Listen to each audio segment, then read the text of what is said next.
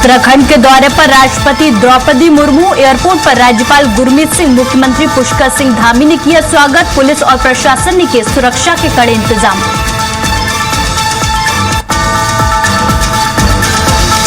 रुड़की में Republican party of India का बड़ा ऐलान, बीजेपी से गठबंधन नहीं तो अपने दम पर लड़ेगी चुनाव। जनसंपर्क अभियान चलाकर संगठन का कर रही विस्तार।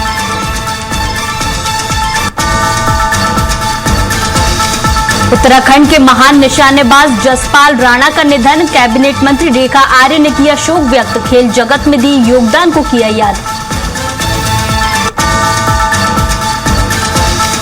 चंपावत में कम किराया लेने पर टैक्सी चालकों में मारपीट, आरोपियों ने जूतों की माला पहनाकर निकाला युवक का जुलूस। सोशल मीडिया पर वीडियो वायरल, पुलिस ने शुरू की जांच। राष्ट्रपति द्रौपदी मुर्मू का देहरादून द्वारा कल आईएमए की पासिंग आउट परेड में शामिल होंगी। प्रशासन ने सुरक्षा के कड़े इंतजाम किए हैं। पुलिस ने ट्रैफिक प्लान जारी किया है। शहर में कई रूट डाइवर्ट किए गए हैं। तो बता दें कि राष्ट्रपति द्रौपदी मुर्मू उत्तराखंड के दौरे पर हैं। इस दौरान एयरपोर्ट पर उनका स्वागत किया गया। बता दें कि राष्ट्रपति के उत्तराखंड दौरे को चलते शहर में कई रूट डाइवर्ट किए गए हैं। पुलिस ने ट्रैफिक प्लान जारी किया है। देहरादून शहर में कई रूट डाइवर्ट किए गए हैं। राष्ट्रपति द्रौपदी मुर्मू उत्तराखंड के दौरे पर हैं। कल आईएमए की पासिंग आउट परेड होगी, जिसमें राष्ट्रपति द्रौपदी मुर्मू शामिल होंगी। इसे लेकर सुरक्षा के कड़े इंतजाम किए गए। वहीं ट्रैफिक डाइवर्ट किया गया। पुलिस ने ट्रैफिक प्लान जारी किया है।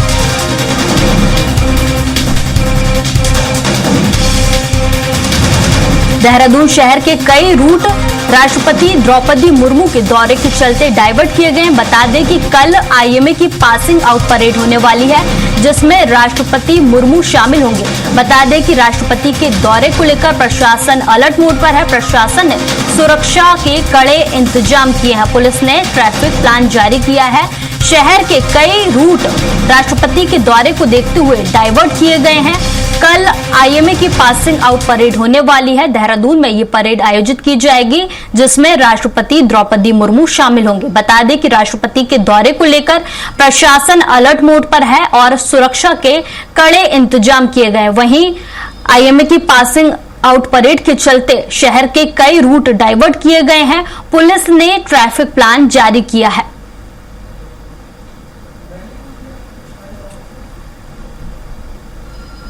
बता दें कि राष्ट्रपति द्रौपदी मुर्मू उत्तराखंड के दौरे पर हैं। कल आईएमए की पासिंग आउट परेड में राष्ट्रपति मुर्मू शामिल होंगी। प्रशासन ने सुरक्षा के कड़े इंतजाम राष्ट्रपति के दौरे को लेकर किए हैं। प्रशासन ने सुरक्षा की कड़ी व्यवस्था की है। वहीं ट्रैफिक भी डाइवर्ट किया गया। खबर पर ज्यादा जानकारी के साथ हमारे साथ संवाददाता सुनील राज जुड़ गए हैं। सुनील, राष्ट्रपति के उत्तराखंड दौरे को लेकर क्या कुछ जानकारी? देखिए प्रतीक्षा, आज राष्ट्रपति देहरादून पहुंच गई हैं। उनका मुख्यमंत्री पुष्कर सिंह धामी, राज्य के राज्यपाल ने यहाँ पर स्वागत किया। अभी वो देहरादून में ही है और यहाँ से वो कल आईएमए देहरादून में ही जाएंगी। यहाँ से परेड की सलामी लेंगे। यहाँ पर आईएमए की पासिंग परेड जो कल होगी, उसमें इंडिया के इतिहास में ऐसा पहली बार होगा जब महिलाएं अधिकारी बनेंगी। तो इस मौके पर यहाँ पर राष्ट्रपति पहुंची हैं। उनकी सुरक्षा की दृष्टि से पूरे शहर को एक तरीके से पुलिस के घेरे में रखा गया है। अमूमन ये देखा जाता है कि जब बड़ी मूवमेंट होती है तो यहाँ पर चोरी, डकैती, इस तरह की बड़ी घटनाएं देखने को मिलती हैं। तो उस लिहाज से भी यहाँ पर जो पुलिस प्रशासन है पूरी तरह से अलर्ट है। कुल मिलाकर देखा जा सकता है कि जब प्रदेश में वीआईपी मूवमेंट होता है तो यहाँ पर इस तरह की घटनाएं अमूमन देखने में आई हैं, लेकिन इस बार पुलिस चाक चौबंद है। अब ये देखना होगा कि इस वीआईपी मूवमेंट के दौरान क्या इस तरह की घटनाएं होती हैं या नहीं। लेकिन फिलहाल उत्तराखंड की सरकार ने और राज्यपाल ने और स्थानीय विधायक जॉली ग्रांट ने उन्होंने राष्ट्रपति का यहाँ पर जोरदार स्वागत किया। उसके बाद वो बाई रोड, बाई कार यहाँ पर पहुंची हैं। राष्ट्रपति आसियाना में यहाँ रुकेंगी और उसके बाद वो कल सुबह IMA POP के लिए पहुंचेंगी, जहां प्रेस की सलाह मिलेंगी। जी ठीक है सुनील, तमाम जानकारी के लिए आपका बहुत बहुत शुक्रिया। उत्तराखंड विधानसभा चुनाव 2027 की सरगर्मियों के बीच रुड़की में रिपब्लिकन पार्टी ऑफ इंडिया के कार्यकर्ताओं का सम्मेलन हुआ। इस सम्मेलन के जरिए रिपब्लिकन पार्टी ऑफ इंडिया ने बड़ा राजनीतिक संदेश दिया। केंद्रीय मंत्री और RPI के राष्ट्रीय अध्यक्ष रामदास अठावले ने कहा कि अगर भाजपा गठबंधन के तहत 3 से 4 विधानसभा सीटें देती है तो पार्टी भाजपा के साथ मिलकर चुनाव लड़ेगी। गठबंधन नहीं होने की स्थिति में RPI 10 से 12 सीटों पर अपने प्रत्याशी उतारेगी। रामदास अठावले ने प्रधानमंत्री नरेंद्र मोदी के नेतृत्व में केंद्र सरकार की योजनाओं और जन कल्याणकारी कार्यों की सराहना की। कार्यकर्ताओं से उन्होंने बूथ स्तर तक संगठन मजबूत करने का आह्वान किया। वहीं RPI के प्रदेश अध्यक्ष सेठपाल सिंह ने कहा कि जनसंपर्क अभियान चलाकर संगठन का विस्तार किया जा रहा है। कार्यक्रम में रहीमपुर के ग्राम प्रधान प्रतिनिधि हसीब आलम ने अपने समर्थकों के साथ RPI की सदस्यता ग्रहण की।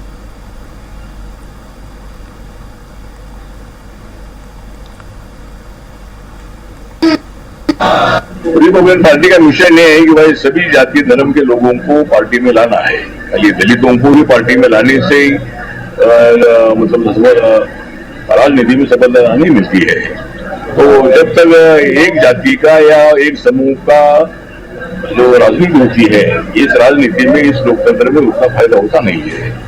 इसलिए सभी लोगों को साथ में लेकर आगे बढ़ेंगे तो चुनाव में सफलता मिलती है। हमारी पार्टी धीरे धीरे बढ़ रही है उत्तराखंड में, और इस समय जो 2027 के चुनाव हुआ तो सोचिए पार्टी की 15-16 सीटों पर चुनाव लड़े जा। और हम रिलायंस में भी जैसे गठबंधन में 2-3 सीट की मांग बीजेपी से करेंगे।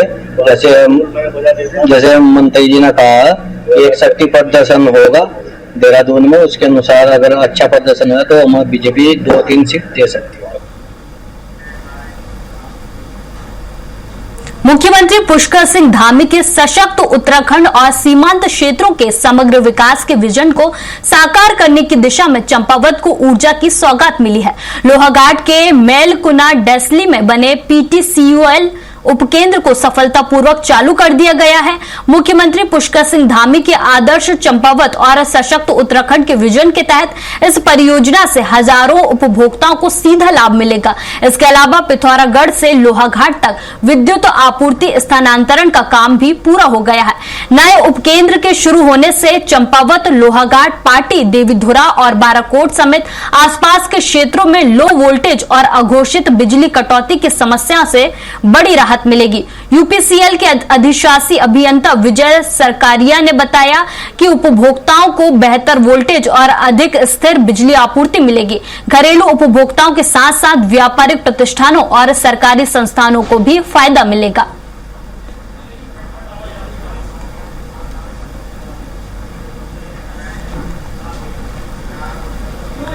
पिथौरागढ़ में केंद्र सरकार के 12 साल पूरे होने पर हरि सिंह थापा स्पोर्ट्स कॉलेज में कार्यक्रम आयोजित हुआ। कैबिनेट मंत्री रेखा आर्या ने कार्यक्रम में सरकार की उपलब्धियों को जनता के सामने रखा। उन्होंने कहा कि बीते वर्षों में देश ने विकास के नए आयाम स्थापित किए हैं। सरकार की योजनाओं का लाभ अंतिम व्यक्ति तक पहुंचाने का काम किया गया है। कैबिनेट मंत्री रेखा आर्या ने स्पोर्ट्स कॉलेज स्टेडियम के पास बनने वाली सड़क का शिलान्यास भी किया। खिलाड़ियों से संवाद कर उन्होंने खेलों को बेहतर भविष्य और करियर का सशक्त माध्यम बताया। इससे पहले रेखा आर्या ने श्री महादेव धारा और हुडकन्ना मंदिर परिसर में स्वच्छता अभियान में भाग लेकर श्रमदान किया। उत्तराखंड के महान निशानेबाज और द्रोणाचार्य अवार्ड से सम्मानित जसपाल राणा के निधन पर खेल मंत्री रेखा आर्या ने गहरा शोक व्यक्त किया। उन्होंने इसे खेल जगत और उत्तराखंड के लिए अपूर्णीय क्षति बताया। कैबिनेट मंत्री रेखा आर्य ने कहा कि जसपाल राणा ने अंतर्राष्ट्रीय मंच पर देश का गौरव बढ़ाया और कोच के रूप में मनु भाकर जैसी प्रतिभाओं को नई ऊंचाइयों तक पहुंचाया। दिवंगत जसपाल राणा का योगदान हमेशा याद रखा जाएगा। उनके निधन से खेल जगत में एक ऐसा शून्य हुआ है जिसे भर पाना मुश्किल होगा। भगवान उन्हें अपने श्री चरणों में स्थान और शोकाकुल परिजनों को दुख सहन करने की शक्ति दे।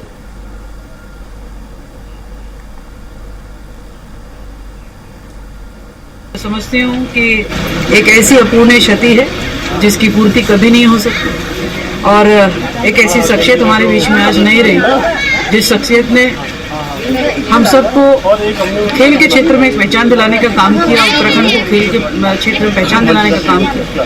मैं ईश्वर से प्रार्थना करती हूँ कि भगवान उनको अपने श्री चरणों में जगह दें। मैं ईश्वर से प्रार्थना करती हूँ कि उनके परिजनों को इस दुख को सहने की शक्ति दें।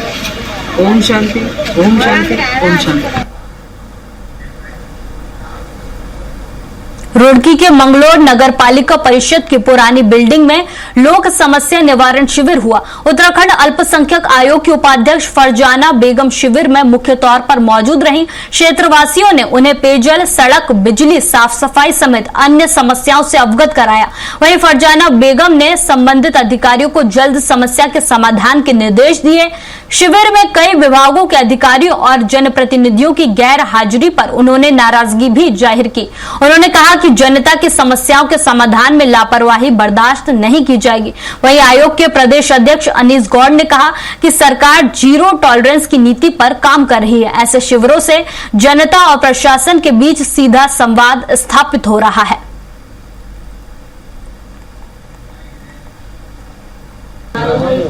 क्योंकि हम सबके बीच में जा रहे हैं, जनता की परेशानियां हैं उसको सुन रहे हैं, उसका निवारण कर रहे हैं। तो आज जो परेशानियां आई है वो 4 ही लोगों की परेशानी ज्यादा नहीं है, उनका निवारण किया है। अधिकारी सारे बुलाए थे अपने विभाग के, 17 अधिकारी हमारे आए हैं। बाकी उनके सामने बात रखी है। हमारी धामी सरकार लगातार लोगों के साथ काम कर रही है, जिसमें 22 विभाग उन्होंने आमंत्रित किए। उन विभागों से संबंधित जो जनता की समस्या है उनको सुना और तत्काल उनके निराकरण के लिए उन्होंने मौखिक आदेश भी दिए और लिखित भी उन्होंने आदेश दिए हैं। नैनीताल के कैची धाम में 15 जून को आयोजित होने वाले स्थापना दिवस मेले की तैयारियां अंतिम चरण में। वहीं कैची धाम के स्थापना दिवस मेले को लेकर पुलिस ने ट्रैफिक प्लान जारी कर दिया है। वहीं पुलिस के अनुसार किसी भी श्रद्धालु को निजी वाहन लेकर सीधे कैची धाम तक जाने की अनुमति नहीं होगी। मेले में लाखों श्रद्धालुओं के पहुंचने की संभावना को देखते हुए 13 जून से 16 जून तक भारी मालवाहक वाहनों के संचालन पर प्रतिबंध रहेगा। हालांकि दूध, गैस, पेट्रोलियम पदार्थ और अन्य आवश्यक सेवाओं से जुड़े वाहनों के आने जाने की अनुमति रहेगी। वहीं श्रद्धालुओं की सुविधा और सुरक्षा के लिए विशेष पार्किंग और शटल सेवा की व्यवस्था की गई है। पुलिस ने व्यापक ट्रैफिक और सुरक्षा योजना लागू की है। वहीं विभिन्न स्थानों पर अस्थायी पार्किंग स्थल बनाए गए हैं जहां से लगातार शटल सेवाओं का संचालन किया जाएगा। वहीं सुरक्षा व्यवस्था में सीएपीएफ, एसएसबी, एटीएस, बीडीएस और एसडीआरएफ की टीमें महत्वपूर्ण भूमिका निभाएंगी। पुलिस ने श्रद्धालुओं से ट्रैफिक प्लान का पालन करने और निर्धारित पार्किंग स्थलों का ही उपयोग करने की अपील की है।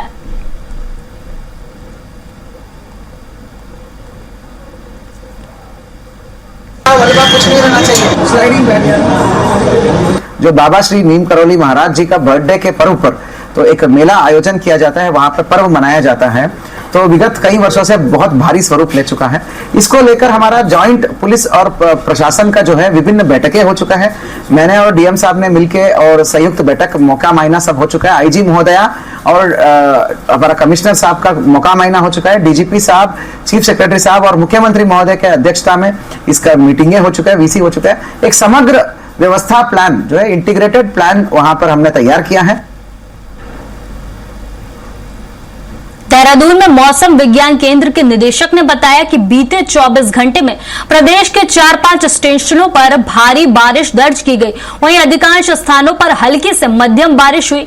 मौसम विभाग ने आगामी 24 घंटे में भी प्रदेश के कई स्थानों पर हल्की से मध्यम बारिश की संभावना जताई है। वहीं 13 जून से पश्चिमी जिलों में गतिविधियां बढ़ेंगी और उत्तरी पर्वतीय जिलों में हल्की से मध्यम और मैदानी क्षेत्रों में बहुत हल्की बारिश हो सकती है। वहीं विभाग निदेशक ने 14 जून को कहीं कहीं हल्की से मध्यम बारिश का अनुमान जताया है।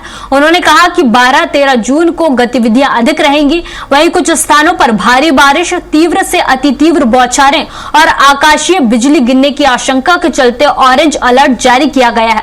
वहीं 13 से 15 जून तक येलो अलर्ट रहेगा। इस दौरान 40 से 50 किलोमीटर प्रति घंटे की रफ्तार से हवाएं चलने की भी संभावना है।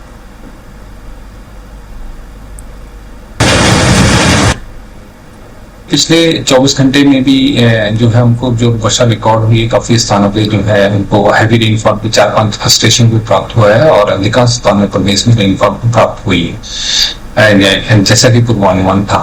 तो आज 12 तारीख हो गई है। अभी जो है आगे आने वाले 24 घंटे में अगले 24 घंटे के लिए भी हमारा जो पूर्वानुमान है कि प्रदेश में अनेक स्थान से अधिकांश स्थानों पर जो है हल्की से मध्यम दर्जे की बारिश होने की संभावना है और उसके बाद कल थोड़ा सा इफेक्ट।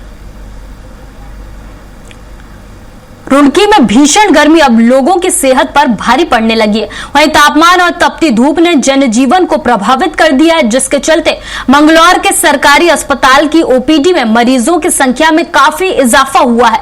वहीं डिहाइड्रेशन, उल्टी दस्त और पेट से जुड़ी बीमारियों के मरीज अस्पताल पहुंच रहे हैं। अस्पताल प्रशासन ने बताया कि अस्पताल में दवाओं और बेड की पर्याप्त व्यवस्था है। उन्होंने कहा कि अस्पताल का महिला वार्ड भी पूरी तरह तैयार रखा गया है। वहीं डॉक्टरों ने लोगों से दोपहर के समय बेवजह घरों से बाहर न निकलने की अपील की है।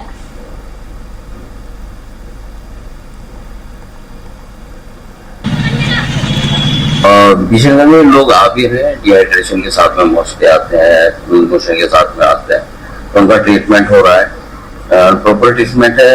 एंड साथ में एडवाइस ये कि गर्मी जिस प्रकार से चल रही है तो लोग बचाव करें, धूप में ना निकले, ठीक है, अपने आप को हाइड्रेटेड रखें, पानी खूब पिए। मेन है पानी का, डिहाइड्रेशन की वजह से पानी की कमी होती है और उसके वजह से लोगों की तबीयत खराब होती है। और साफ सुथरा खाना खाएं, ताजा बना हुआ खाना खाएं। चंपावत के लोहाघाट क्षेत्र में दिल्ली के लिए निर्धारित किराए से कम किराया लेने को लेकर कुछ टैक्सी चालकों का दूसरे चालक के साथ विवाद हो गया। इस दौरान मारपीट और गाली गलौज की गई। युवकों ने चालक के गले में जूतों की माला पहनाकर उसका सार्वजनिक रूप से अपमान भी किया। वहीं घटना का वीडियो सोशल मीडिया पर वायरल हो गया। पीड़ित चालक के परिजनों, ग्रामीणों और आम लोगों में आक्रोश है। वहीं लोगों का कहना है कि किराए को लेकर मतभेद हो सकता है, मगर किसी व्यक्ति को इस तरह अपमानित करना गलत है। इधर पुलिस का कहना है कि वायरल वीडियो के आधार पर घटना की जांच की जाएगी।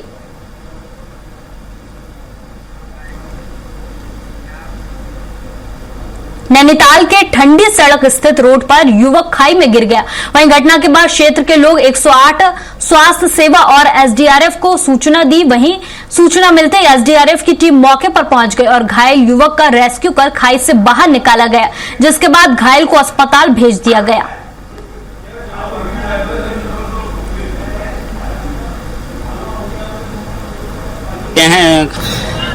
ये बता रहे हैं ऊपर से गिर गया था, सर पे चोट है उसके। हमें सूचना मिली, आपकी की तरह सूचना नहीं मिली हमें और हमारे द्वारा तुरंत कार्रवाई की गई। यहाँ पहुंचा तो देखा उसके सर को चोट थी और हमें तुरंत उसे फर्स्ट एड लेके जितना भी हो सके उसे रिकवरी करके और उसे स्ट्रेचर की बात है तो जल्दी से जल्दी हम उसे 108 तक लेके जा रहे हैं। एम्बुलेंस बाहर गेट पर खड़ी हुई है।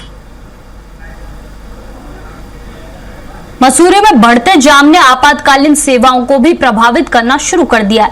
वहीं स्प्रिंग रोड पर एक गंभीर मरीज को लेकर देहरादून जा रही एम्बुलेंस भीषण जाम में फंस गई। इस दौरान काफी प्रयासों के बावजूद रास्ता साफ नहीं हो सका, जिसके बाद मरीज को बचाने के लिए आईटीबीपी अधिकारियों से विशेष अनुमति लेकर एम्बुलेंस को देहरादून भेजा गया। वहीं क्षेत्र के लोगों ने स्प्रिंग रोड पर कुछ होटल और व्यावसायिक प्रतिष्ठानों से जुड़े वाहन सड़क खड़े करने का आरोप लगाया। वहीं क्षेत्र के लोगों का कहना है कि अगर समय रहते वैकल्पिक व्यवस्था नहीं होती तो मरीज की जान को खतरा हो सकता था। उन्होंने पुलिस से सड़क किनारे खड़े वाहनों के खिलाफ सख्त कार्रवाई की मांग की है।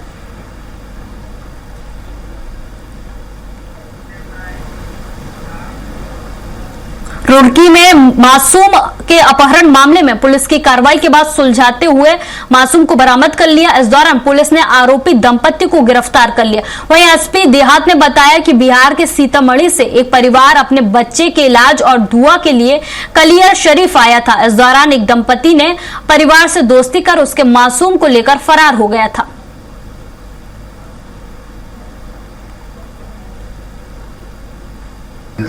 एक बहुत सीरियस और संवेदनशील मामला था। सीतामढ़ी बिहार से यहाँ कलियर शरीफ जी में अपनी अर्जी लगाने आया था, ट्रीटमेंट के लिए आया था। उनका 7 माह का बच्चा चोरी हो गया। एक बहुत सीरियस और संवेदनशील मामला था। थाने से 3 टीमें बनाई गई, 3-4 टीमें। इस बुलेटिन में इतना ही। आप देखते रहिए